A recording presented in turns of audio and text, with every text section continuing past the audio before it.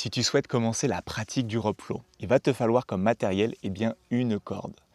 Tu peux soit en acheter une qui est déjà faite, qui a été pensée pour la pratique, une corde de rope flow tout simplement, ou alors te la fabriquer toi-même. Personnellement, j'aime bien privilégier cette option. Comme matériel, tu veux privilégier une corde en polyester et de préférence tressée. Il existe plein de cordes de polyamide, c'est beaucoup moins résistant et c'est à tendance à être plus léger. La deuxième partie qui est importante, ça va être le poids. Donc quand on débute la pratique, on veut chercher un poids pour avoir les bonnes sensations, utiliser vraiment son corps, sentir ses mouvements de rotation pour la faire déplacer cette corde. Et bien un poids total de corde qui tourne à peu près autour de 500 grammes. Le diamètre à rechercher à peu près, c'est entre 12 et 16 mm. Par exemple, celle-ci, elle fait 16 mm. Et puis avec la pratique, quand on sera à l'aise, on pourra augmenter en poids, plus 600, 700. Celle-ci, par exemple, elle fait 700 grammes. Mais d'abord, on veut déjà construire une bonne base avec ce poids de 500 grammes.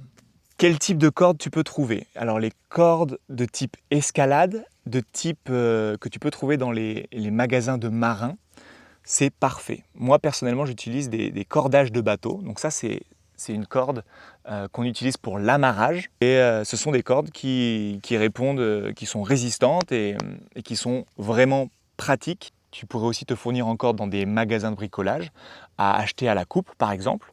Une longueur que l'on peut demander, c'est à peu près 3,60 m. Et dans ces 3,60 m, il va falloir faire des poignées, ajuster la corde à sa taille. Comment choisir la longueur de sa corde? Il faut comprendre que quand l'on fait des mouvements et qu'on l'envoie sur sa gauche, sur sa droite, ce que l'on recherche, c'est d'avoir un contact avec le sol, que l'extrémité de la corde tape le sol. Mais on ne veut pas qu'elle s'écroule dans le sol, donc on ne veut pas trop de mou, trop de longueur, mais plutôt rechercher un effleurement pour avoir ce retour d'information et ajuster notre mouvement. Au début, ce qui peut être intéressant, c'est de mettre son pied au milieu de la corde et à peu près de viser que le bas des poignets se retrouve au plexus, on va dire en dessous de sa poitrine.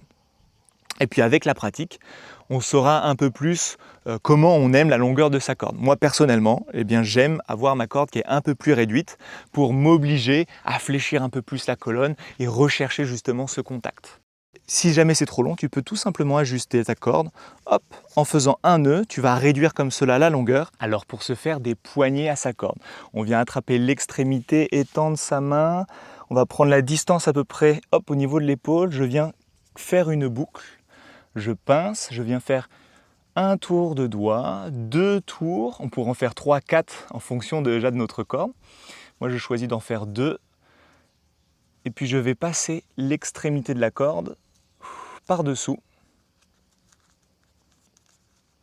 pour la faire ressortir, la passer dans la boucle. Hop. Et je viens après serrer pour faire la poignée.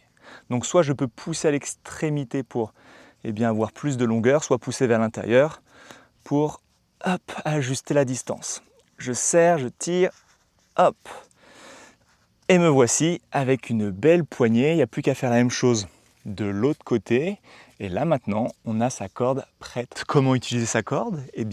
On met la poignée entre la base du pouce et l'index et on vient comme pincer de façon à laisser vraiment cette poignée libre dans la main. On ne veut pas déposer vraiment fermement tous les doigts, c'est vraiment juste une prise entre la base du pouce et l'index.